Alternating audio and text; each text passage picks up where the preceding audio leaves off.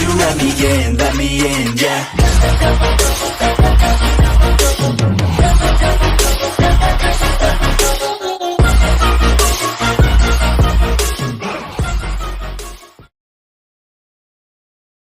जैसा कि हमने पिछले एपिसोड में देखा था, जर्बन काफ़ी दिनों ढूंढने के बाद फाइनली उसे गोकू मिल जाते हैं। जर्बन प्लेनेट अर्थ पर आके गोकू के ऊपर अटैक करना स्टार्ट कर दिया था। गोकू, मास्टर रोशी दोनों मिलकर जर्बन का कुछ भी कर नहीं पा रहा था। तो अब गोकू अल्ट्रा ईगो में ट्रांसफॉर्म हो जाते हैं। दूसरी तरफ व्हिज गोकू की पावर को फील कर पा रहा था, तो वो मिरस को भेज देते हैं ये देखने के लिए कि आखिर वो कौन है और इतने ज़्यादा पावर वो कैसे अचीव किया। तो मिरस उसके सूट पहनकर प्लेनेट अर्थ के लिए चले जाते हैं। गोकू को अल्ट्रा ईगो को यूज करते हुए देखकर जर्बन काफी ज्यादा शॉक्ड हो जाते हैं, पर वो फिर भी गोकू से कहते हैं, तुम मेरे सामने अभी भी एक छोटा सा बच्चा हो, चाहे तुम जो भी यूज न कर लो। जर्बन को पता नहीं था कि इसी फॉर्म का यूज करके गोकू ने किंग कोल्ड को भी मारा था। तभी मिरस और जैको प्लेनेट अर्थ पर आते हैं। जैको कहते हैं, ओ माय गॉड, इस छोटे से बच्चे में इतना स्ट्रेंथ कैसे हो सकता है। मिरस भी कहते हैं, ये तो गॉड ऑफ डिस्ट्रक्शन की पावर की तरह लग रहा है। मतलब मास्टर व्हिज सही कहा था, लॉर्ड मिरस खुद भी इस बच्चे को लेकर काफी परेशान है। मैं यकीन ही नहीं कर पा रहा हूँ, एक मॉर्टल में गॉड ऑफ डिस्ट्रक्शन की कैसे हो सकता है। This is unbelievable. दूसरी तरफ गोकू और जर्बन के बीच फिर से बैटल स्टार्ट हो जाते हैं।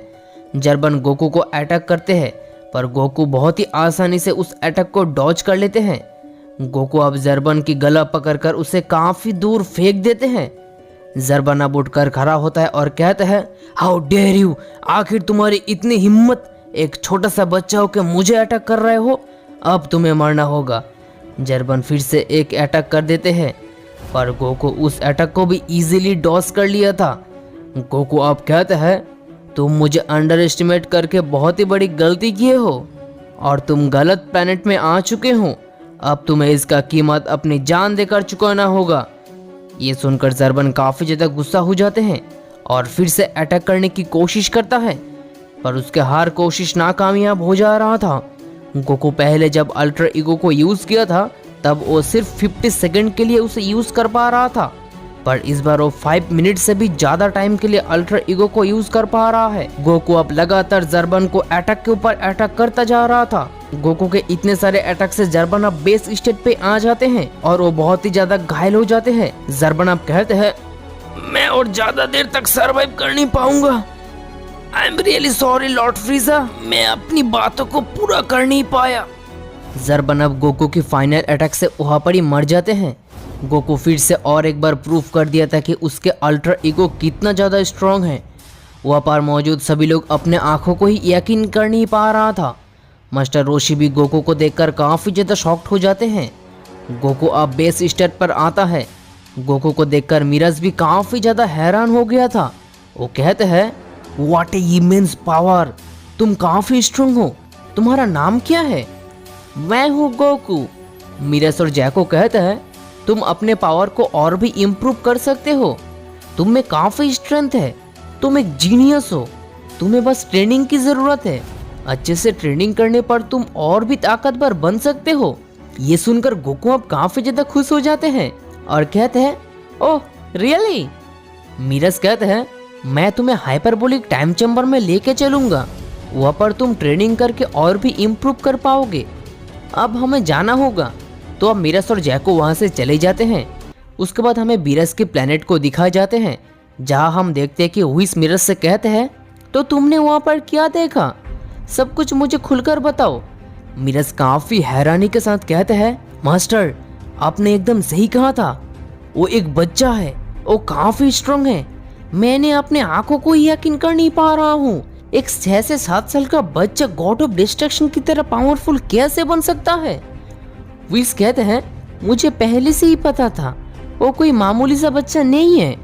लॉर्ड मिरस ये सुनकर काफी ज्यादा खुश होंगे, पर वो अभी सो रहे हैं। मिरस तुम उस बच्चे के ऊपर नजर रखो और हो सके तो तुम उन्हें हेल्प करो, ताकि हम उसके बारे में और भी डिटेल में इंफॉर्मेशन कलेक्ट कर सके।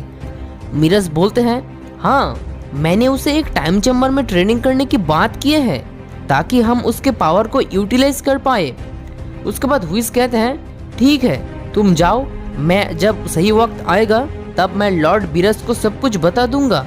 प्लेनेट अर्थ पर ऐसे ही और 10 से 12 साल बीत जाते हैं। गोकू अब फाइनली एडल्ट बन चुका था। चीची भी अब एडल्ट बन चुकी थी। चीची और गोकू वो दोनों ही एक दूसरे को पसंद करता था। गोकू अब मास्टर रोशी के साथ ज़्यादा टाइम स्पेंड करता है। फाइनली गोकू और चीची की मैरिज हो जाते हैं। दूसरी तरफ फ्रीजर नोटिस करता है कि जर्बन कई सालों तक वापस नहीं आया और वो किसी भी तरह का कम्युनिकेट भी नहीं किया है। तो वो घोषित कर देता है कि जर्बन मर चुका है, नहीं तो वो अब तक वापस आ जाता। फ्रीजा अब काफ़ी ज़्यादा गुस्सा हो जाते हैं। जर्बन भी उसी बच्चों के हाथों मारा गया जिसने मेरे फादर को भी मारा था। आखिर वो कौन है जो कि एक एक करके सभी को मारते जा रहे हैं? लगता है मुझे वहाँ पर जाने का समय आ चुका है, पर मैं फिर से एक बार जानना चाहूँगा आखिर वो किस हद तक जा सकता है। तो फ्रीजा कुछ सैयन को ऑर्डर देते हैं और कहते हैं क्या तुम लोग उसे मार पाओगे? यस माय लॉर्ड, हम लोग उसे जरूर हरा देंगे। गुड, तो जाओ उसे खत्म कर दो, तब तक मैं एक छोटे मिशन पूरी कर लेता हूँ। ऐसा कहकर फ्रीजा प्लेनेट नमक पर जाने के लिए अपने स्पेसशिप को कमांड देते हैं। उसके कुछ सालों बाद वो सैयन्स फाइनली प्लेनेट अर्थ पर पहुंच जाते हैं। प्लेनेट अर्थ पर गोकू मिरस के साथ हाइपरबोलिक टाइम चेंबर में ट्रेनिंग करके पहले से और भी स्ट्रॉन्ग बन जाते हैं। वो अपने पावर को कंट्रोल करना भी सीख लिया था। एक दिन गोकू और पिकोलो के साथ एक फ्रेंडली बैटल होता है ताकि वो दोनों ही अपने अपने पावर को यूटिलाइज कर सके। गोकू अब अल्ट्रा ईगो को मास्टर कर चुका था। ट्रेनिंग खत्म करके वो लोग टाइम चेंबर से बाहर आते हैं और कुछ दिनों रेस्ट करता है। कुछ दिनों बाद गोकू के लिए एक गुड न्यूज़ आता है।